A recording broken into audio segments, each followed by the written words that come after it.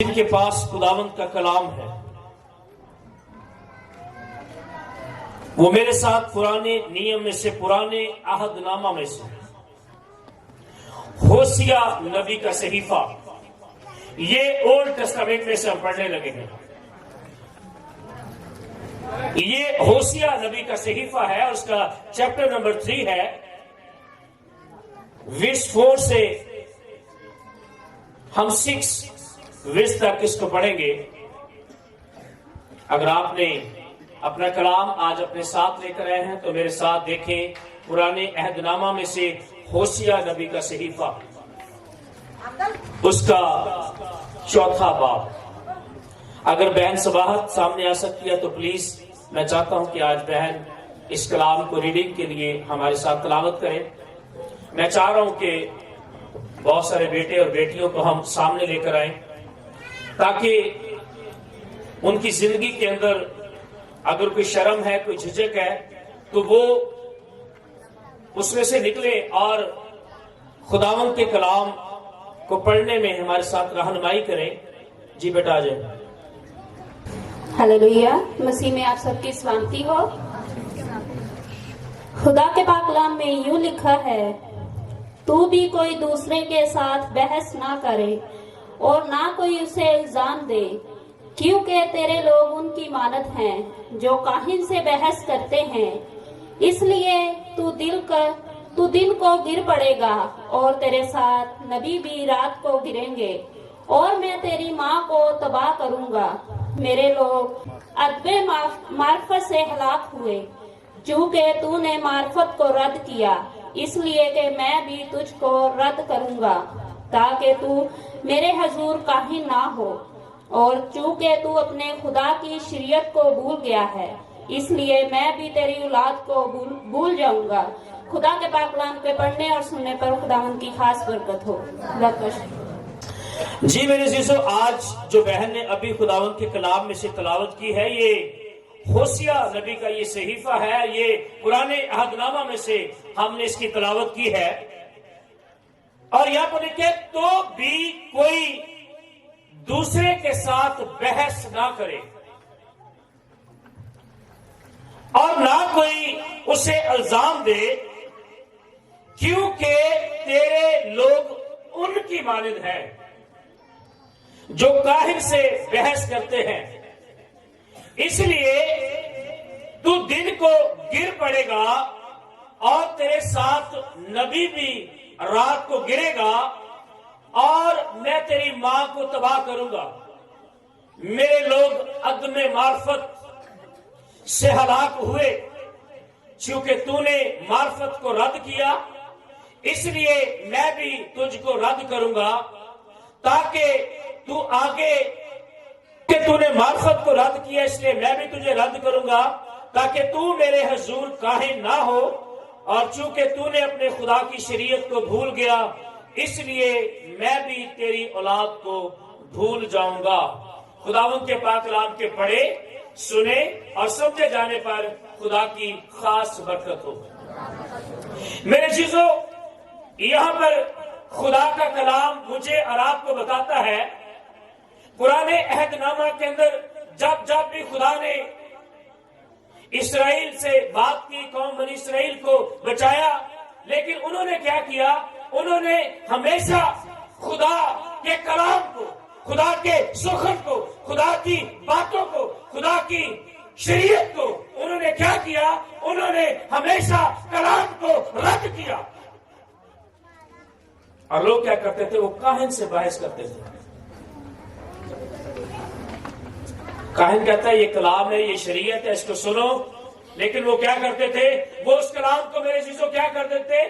رد کر دیتے تھے، چھوڑ دیتے تھے اور بھول جاتے تھے۔ اور کلام کیا کہتا ہے؟ کیونکہ تیرے لوگ ان کی مانند ہیں۔ اور آج بھی چرچ کے اندر ایسے لوگ ہیں جو کاہن سے کیا کرتے ہیں؟ بحث کرتے ہیں۔ پتہ نہیں ہوتا کہ یہ بات کس طرح سے ہے، لیکن اس کی تشریح اور اس کی تفسیر غلط طریقے سے کر کے اس کا الٹ مطلب نکال لیتے ہیں۔ کلام ہمیں یہ وارن کرتا ہے، ہمیں بتاتا ہے اس لیے کہ تو دن کو گر پڑے گا. کیا ہو جائے گا؟ تو دن کو کیا کبھی کوئی دن گر سکتا ہے؟ ہاں جی، کیا کوئی دن کو گر سکتا ہے؟ لیکن کلام یہ کہتا ہے کہ تو دن کو کیا کرے گا؟ گر پڑے گا. اور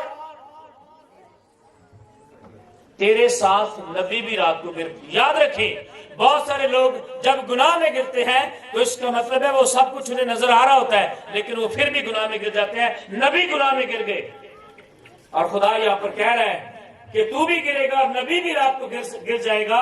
اور کیوں گرے گا؟ اور دیکھا میں تیری ماں کو تباہ کروں گا. تو یہاں پر خدا قوم بنی اسرائیل سے جب وہ یروشلم کی بات کرتا ہے، جب وہ اسرائیل کی بات کرتا ہے، تو کہتا ہے میں تیری ماں کو کیا کروں گا؟ تباہ و برباد کر دوں گا. میرے لوگ عدم معرفت سے ہلاک ہوئے. یہ عدم معرفت کیا ہے؟ آپ جانتے ہیں عدم معرفت کسے کہتے ہیں؟ کس سے ہلاک ہوئے؟ خدا کا کلام، خدا کا بندہ ہوشیہ نبی جب اس کو لکھتا ہے تو وہ کہتا ہے میرے لوگ عدم معرفت کی وجہ سے کیا ہوئے؟ ہلاک ہوئے. معرفت کیا ہے؟ خدا کا کلام. جب ہمارے اندر کلام نہیں جگہ پاتا، جب میرے اور آپ کے اندر کلام جگہ نہیں پاتا ہے، تو ہم تاریکی کے اندر زندگی گزار رہے ہوتے ہیں اور پھر ہم ہلاکت کی طرف چلے جاتے ہیں. ہوشیہ نبی کہتا ہے عدم معرفت کی وجہ سے، یعنی کہ اندر جب کلام نہیں ہوگا تو شیطان کیا کرے گا؟ کام کرے گا آپ کی زندگی کے اندر. اور یہاں پر اسے کہتا ہے میرے لوگ عدم معرفت کی وجہ سے. خدا یہاں پر شکوہ کر رہا ہے، یہاں پر خدا شکایت کر رہا ہے. کیا کر رہا ہے؟ افسوس کر رہا ہے کہ میرے لوگ کس کی وجہ سے ہلاک ہو گئے؟ عدم معرفت کی وجہ سے. یعنی کہ کلام اور شریعت کا نہ ہونا. جب ہمارے اندر خدا کا کلام، خدا کا خوف، خدا کے احکام اور اس کا کلام نہیں ہوتا تو اس کا مطلب ہے ہمارے اندر معرفت نہیں ہوتی ہے، ہمارے اندر کلام کا خوف نہیں ہوتا ہے. میرے لوگ عدم معرفت سے ہلاک ہوئے چونکہ تو نے معرفت کو رد کیا. یعنی کہ کلام کو رد کیا تو خدا کیا کہتا ہے؟ اس لیے میں تجھے رد کروں گا. میں تجھے کیا کر دوں گا؟ اس کا مطلب ہے اگر ہم کلام کو رد کر رہے ہیں تو خدا کہہ رہا ہے کہ میں تجھے بھی رد کر دوں گا اگر کوئی میرے کلام کو رد کرے گا.